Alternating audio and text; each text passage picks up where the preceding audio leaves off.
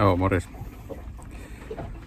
Tulin just tähän veneelle pitkästä aikaa, tai siis en pitkästä aikaa, mutta hetki sitten oli viimeksi, niin ajattelin kahtella vähän, että mitä tässä on mitä tässä on tapahtunut ja mitä pitäisi tehdä vielä tässä syksyllä, vai kerkiääkö tekee yhtään mitään, pystyykö tekemään yhtään mitään, en mä tiedä. Ensimmäinen mitä mä huomasin ainakin niin oli se, että pilssipumppu on nakuutti siellä siihen malliin, että se kuulosti siltä niin kuin se ei saisi tarpeeksi sähköä. Mikä selittää sen, että miksi kaikki sähköt oli pois silloin sen myrskyaikana, kun mä kävin täällä kahtomassa. Niin mä alan varmaan sitä nyt tässä vähän kurkkailemaan. Samalla mä ajattelin niin, että mä teen nyt tästä saman tien sitten sellainen YouTube-video, eli nyt sitten tää podcasti samalla myös rajoittuu 15 minuuttia, mutta se on varmaan ihan ok, ei tarvitse olla sen pidempään. Joo, tässä on aika pitkä aika, kun viimeksi on nauhoittanut yhtään mitään, mutta katsotaan nyt, että saisiko jotain nauhoitettua nyt ja saisiko jotakin jopa sinne tele-eetteriin. Kiitos kaikista yhteydenotoista, kiitos kommenteista, kiitos palautteista. Kiva huomata, että joku kuuntelee tätä näin. Ja nyt mä ymmärsin, niin tää myös löytyy Suplasta sitten jatkossa. Sieltä tuli sähköposti, että hei, teidän podcastin on lisätty Suplaan. Eli sitäkin kautta varmaan löytyy sitten lisää kuulijoita. Mut joo, mä palaan kahtelemaan, että onko siinä akuussa yhtään sähköä ja miettimään, mitä mä alan sitten tekemään. Palataanpa hetken kuluttua. Näkyyköhän tää, en mä tiedä. Ja toivottavasti kuuluu. Joo, akussa näyttää olevan 7,1 volttia virtaa. Mikä ei ole mitenkään hyvä asia tietenkään.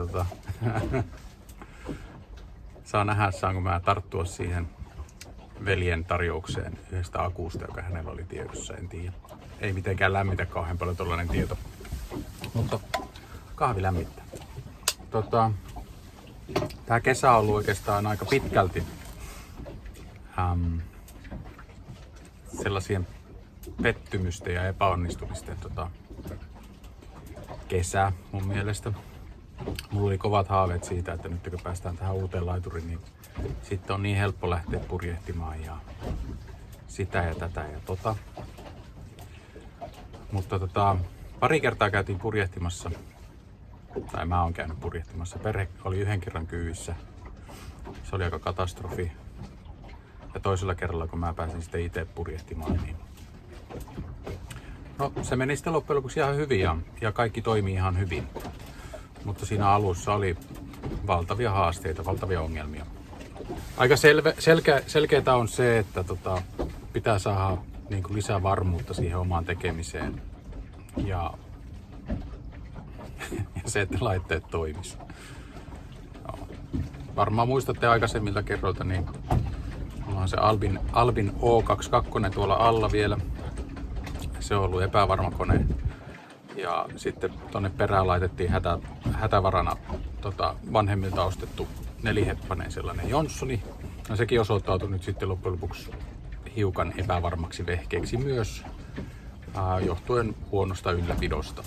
Elikkä muistakaa putsata filtterit ja kaikki sellaiset joka ikinen kerta, kun ne nostetaan vesiltä ja ennen kuin laitetaan vesille kanssa. Se helpottaa ihan hirveän paljon. Mut joo, se on sammunut sellaisilla hetkillä, kun ei ollut hyvä sammua. Sitten on ollut sellaista pientä paniikkia, kun ei oikein tiedä vielä, että mitä pitää tehdä, mutta on tässä myös opittu aika paljon sen, että on ainakin, tai siis jatkossa en tuu nostamaan vaan etupurjetta alussa. Mä jotenkin ajattelin, että pistää etupurje ylös, niin se jaksaa sillä vetää sitten oikeaan suuntaan, mutta tossa oli, ne kerran kun oli ulkona, niin vasta sitten kun pisti molemmat ylös. Ei välttämättä ollut niin kova tuuli ollut, että se olisi riittänyt. Niin se vaati sen, että molemmat purjet on ylhäällä ja että saa kunnon vedon. Ja mä en päässyt nouseen tuuleen niin hyvin, kun mulla oli vain yksi purje ylhäällä. Niin se kans kertoo sen, että, että tarvitaan niiden molempien purjeiden yhteistyötä, että jaksaa hyvin nousta. Ja tuossa vähän tollainen tiukka tuo väylä. Hiekkaa molemmilla puolilla aika matalaa, paitsi siinä väylällä. Niin vaikka tää onkin matala vene, niin ei kuitenkaan ei voi luottaa siihen, että ei ota hiekkaan kiinni ja jää sitten siihen kiinni. Niin. Joo, mutta ne kerran kun pääsi ulos, niin huomasi, että itsellä on vielä paljon niin kuin kasvamista tässä purjehtimisessa. Ja se on ihan hyvä, että ymmärtää sen kanssa. Siis yksi ongelma tässä tänä kesänä on ollut se, että kun tää on siis niin homeessa tää vene, tai siltä tuntuu, ja ei tunnu hyvältä olla täällä sille, jos ei ole kunnolla auki kaikki. Niin sekin on silleen niin kuin syönyt sitä purjehtimisen iloa tai sitä täällä veneellä olemisen iloa. Että kuka nyt haluaisi tulla tänne istumaan, jos menee nenätukkoa tai jos naama alkaa kihelmeemään saman tien, kun astuu sisälle. Niin senkin takia mä haluan niin kuin laittaa tämän sisäosaan kuntoon, että pystyy olemaan täällä. Ja sitten voisi vaikka ensi kesänä miettiä, että hei, tämähän on niin kuin meidän pikkuvene, että ollaan täällä koko kesä. Vaikka ei lähetäkään laiturista joka päivä. Niin sekin olisi ihan mukavaa. Eristeet on sieltä jostain 70-luvun alkupuolelta. Eli ne on ihan tuhoutunutta tavaraa. Ihan pelkkää sellaista murua ja se on varmaan ihan homeelle silleen aika otollinen paikka. Niin mä revin kaikki vanhat eristeet pois, hion pinnat ja maalaan ne uudestaan. Sama mä tuolla kärkipiikissä, niin mä otan sen, siinä on katossa sellainen ohut vaneri, niin mä otan sen pois. Hion sen alla olevan pinnan ja maalaan. Ja täällä kabiinissa kans, niin tuolla näette tuolla ylhäällä nämä näin. Ne mä aion ottaa pois, koska se on ihan turhaa settiä olla siellä. Tää on jotenkin synkän oloinen nyt, että mä huomaan. Ja sitten myös nuo kaapit tossa luukun molemmilla puolilla, niin ne syö aika paljon tilaa. Olen tuossa viereisessä veneessä ollut, Merenikessä ollut käymässä, niin siellä ei ole noita kaappeja tuossa. Se tuntuu paljon tilavammalta. Sitten muuta mitä mä aion tehdä, niin tietenkin pohja pitää ensi kesäksi laittaa kuntoon. Siis niin kuin ottaa vanhat myrkkymaalit pois ja laittaa tilalle. Sitten mä pyrin saamaan kaikuluotaimen.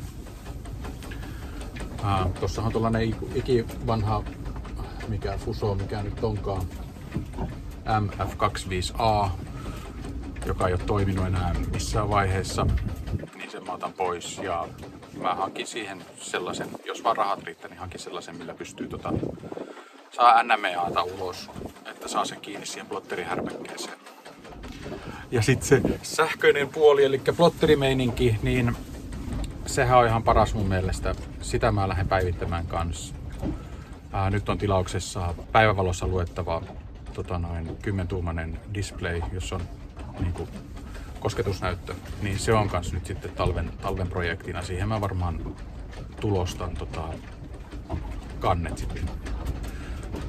Sellaista olisi tiedossa. Mä oon kyllä aika pettynyt tähän kauteen. Mä huomaan, että mä oon jonkin verran kateellinen tuolle laiturinaapurille, eli purjehtien tyypeille. Sen mukaan mitä mä oon päässyt seuraamaan, niin ihan mahtavia reissuja ja jotenkin eri tavalla niinku, ehkä se on siinäkin, että ne on onnistunut siinä, missä mä oon epäonnistunut. Eli oma epävarmuus ja sitten kun tää laitteet ei ole toiminut, niin ne on aiheuttanut sen, että perheen ei ole ollut mukava purjehtia yhdessä. Ja stressi nousee, on huutoa ja se ei vaan mene hyvin. Niin se on aiheuttanut sen, että tää on niinku, tästä veneilystä puhutaan mun harrastuksena. Kun taas mä haluaisin, että se olisi kaikkinen, että me pystyttäisiin kulkemaan tällä näin ja mennä vähän pidemmällekin. Niin purjehtien ne on onnistunut tosi hyvin siinä. Mä oon tosi iloinen niiden puolesta, että ne on päässyt purjehtien kanssa tosi paljon tänä kesänä. Toivottavasti mä pääsen jollekin niiden tankkarireissulle mukaan ensi kesänä sitten. Voidaan ottaa mittaa, että kummalla menee kovempaa. No ei, mulla menee varmasti hitaammin kuin niillä on paljon pitempi vene. Mutta joo, niin mä en halua olla kateellinen, vaan mä haluan tavallaan itsekin kehittyä tässä hommassa ja pystyä saamaan niin kuin perheen mukaan sillä lailla, että voidaan lähteä ja on luottamus siihen, että vene kestää ja pystyy tekemään näitä asioita. Nytpä on selkeää se, että täällä ei saa mitään instrumentteja toimimaan. Mulla on siis plotteri mukana nyt. Ja mulla oli myös mokkula siihen, niin että mä olisin saisin kaikki tiedot tonne sinne kotisohvalle asti. Mutta joo, mä olisin laittanut ne kiinni nyt, että mä olisin nähnyt nämä syysmyrskyt, mitä täällä tapahtuu. Koska nytkin on aika mukava keli, 7-8 metriä sekunnissa on tuolla varmaan nyt. Niin eipä täällä oikeastaan ole sitten muuta. Silloin kun oli viime myrsky, niin kävin täällä tarkistelemassa noita köysiä sun muita. Niin mä otin sitten ton sprayhoodin, joka on tuossa edessä. Näkyy tuolla taustalla, niin nappasin sen pois, koska se ottaa vaan niinku tuulta kiinni turhaan. Ja sitten mä solmin kanssa tuota kuomia tuosta, tai sitä iso purjetta vähän paremmin siihen kuomiin, ettei sen ison purjen suoja ota sitä tuulta niin paljon. Niin ne on nyt tossa noin. Haaveissahan olisi tietenkin, että saisi tuon perämoottorihomman niin kuin selvitettyä ensi kesään mennessä.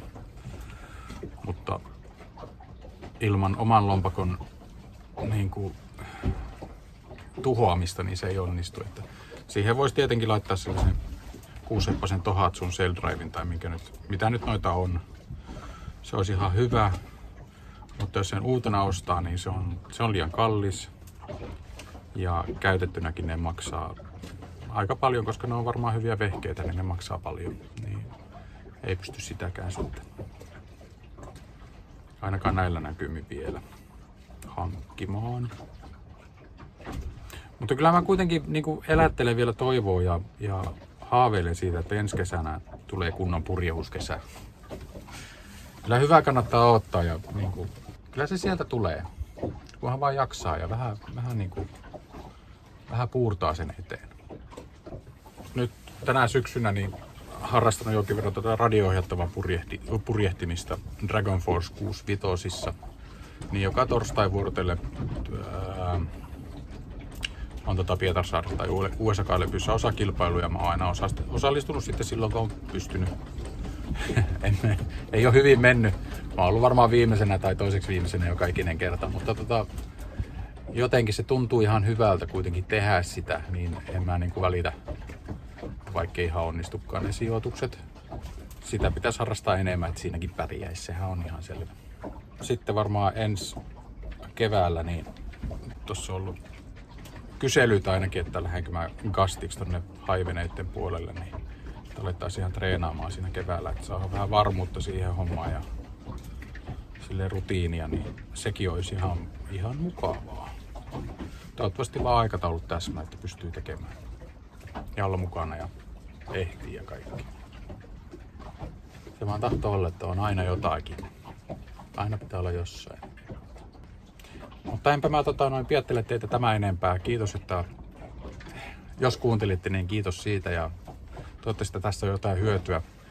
Musta tuntuu, että mä aika kuitenkin tälleen avoimesti kerron tästä, niin se on mun mielestä niin kuin, että kaikki ei ole aina silleen hohdokasta ja mennään viiden solmun vauhtia kaikkialle, vaan välillä tulee takapakkia ja välillä on vaikea peruuttaa laituria tai päästä laiturista pois. Ja välillä ei aukea purjeet ja välillä ärsyttää omaa aseenne kanssa. Mutta purjehtiminen on kyllä mukavaa. Toivoisin, että voisin purjehtia enemmän.